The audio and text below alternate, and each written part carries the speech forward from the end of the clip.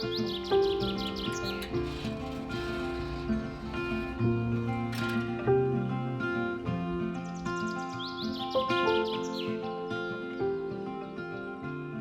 guys, welcome back. I'm Jess, and this is the Garden Diaries, episode 1. It's February here in Zone 8B, which means it's time to start thinking about the garden, which I have been so excited about. I just can't wait to get outside, get my hands in the dirt again. The first week of the gardening season usually involves a lot of planning, talking about seeds, organization, things like that. So that's really what this week was about for me. I ended up taking a bunch of videos throughout the week just to kind of document my experiences, and I thought, why not just put it together for you guys to check out. For those of you who don't know, I have a 240 square foot garden. I have 2 raised beds, and the rest of my gardening I do in pots. So without further ado, this is what the first week of the 2022 gardening season looked like for me. Hi guys, welcome to the Garden Diaries episode something. I'm not sure where this will fit in the mix. I really wanted to do some seed sprouting before I got to work today. It says ready to harvest in 4 to 5 days. This is one of those things that it's just so easy to do that there's really no reason not to do it.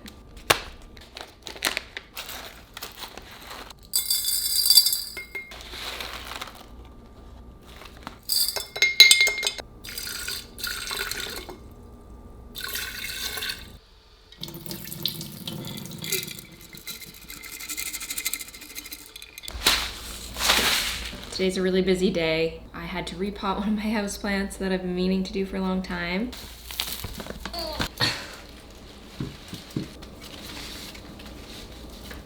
I'm gonna go outside onto the patio and start sweeping up all the dirt.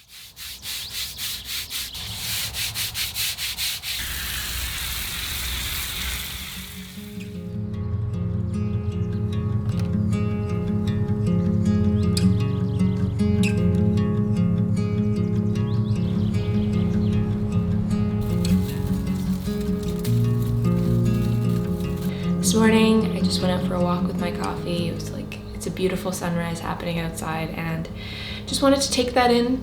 It's Sunday, February 13th, and I'm gonna plant my first seeds today.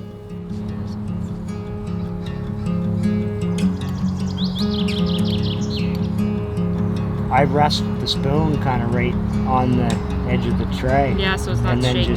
And then just slide them off 3 at a time. Okay. Yeah. There's always new mistakes to make. So that's true. The best thing about it is that at least if you have a little bit of guidance, yeah, you can avoid all the blatant mistakes. Still got enough that you can do like 2 more plants. I will. That's Right. why you want it compacted? Yeah. Yeah. Because if it's not compacted enough when you water it and the soil settles, it drags everything down. Yeah. You're being really meticulous. You know, they say you can mix the carrot seed with sand. Oh. Can help. I do what I can, but then you have to thin them. Yeah. It's very important to thin the carrots. I know you feel bad about pulling the plants out, but it's part of life. I can't really tell. I never know like how big each inch is. It feels very deep. Cilantro, there's 2 plants per seed. Because they crack in half. Like if you squeezed it, it'll break in half. It's actually 2 seeds. Why is that? Naturally it does that? Yeah. I used to buy the seed that cracked. What's that kind of seed called? Monogerm. Oh, monogerm. This is not monogerm. This is what lobelia seeds look like. Like dust.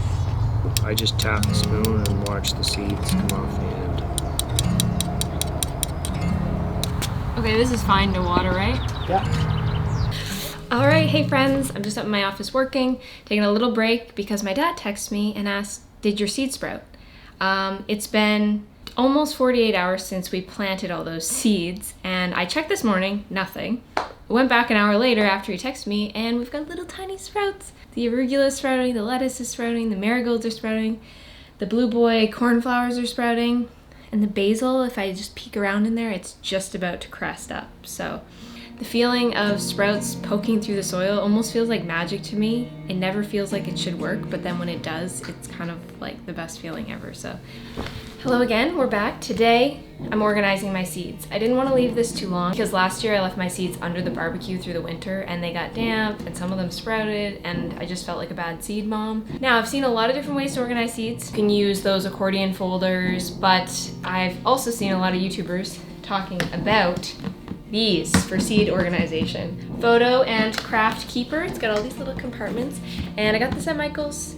It's rainbow, so it really caught my eye, and I just think separating my seeds into categories and putting them in each individual container is just gonna be so satisfying.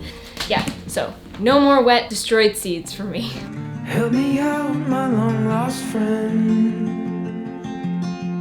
Tell me all that could have been. And if I start to...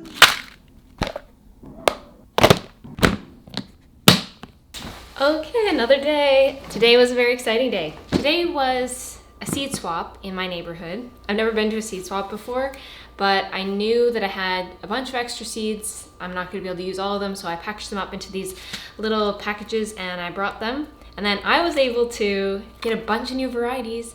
I found some tomatoes, which I'm just gearing up to plant my tomatoes probably in the next week or two. Cherry gold tomatoes. These are indeterminate 70-day variety. Some farm Roma tomatoes. These are a determinate bush variety, 80 days. These could be nice in a pot, maybe in front of one of my other tomato plants. So I'm excited about those.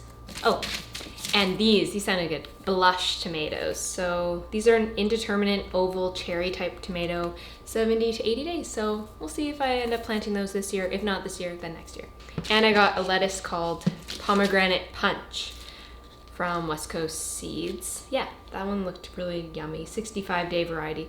I found some, oh, these are cool. So I'm doing dragon tongue bush beans. I'm doing purple bush bean, and I found these. These are called straight and narrow beans. They're a green bush bean.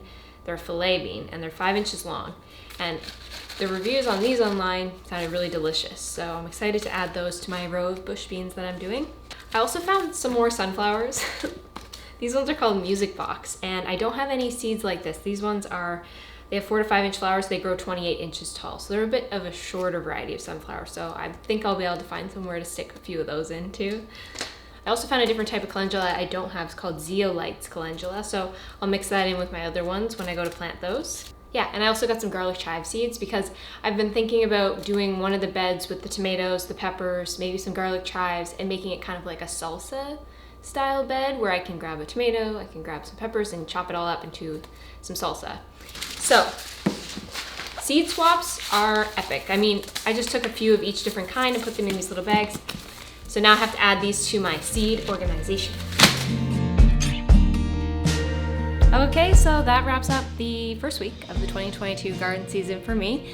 Just a quick update before we go. I'll show you some clips here of the plants and where they're at 1 week later. Almost everything sprouted inside except the cilantro. We've got the sweet peas popping up. We've got basil popping up, which is just so exciting. I can't wait to make pesto. The lobelia has sprouted. It just looks like little green dust on the soil. And yeah, it's just been really fun going in there every day and checking on things. Outdoors is a little different. There's nothing coming up yet. Things have germinated. When I poke around, I can see that they're popped open, but they haven't come up above the surface, which might be a good thing because we're supposed to get a snow this week and some really cold temperatures. I'm not exactly sure what my plan is other than covering it up with a bunch of plastic. So, I mean, maybe we'll see in the next Garden Diaries episode. I think that might be all the updates I have for now. Until next time, happy growing and don't let the winter get you down. Spring is coming.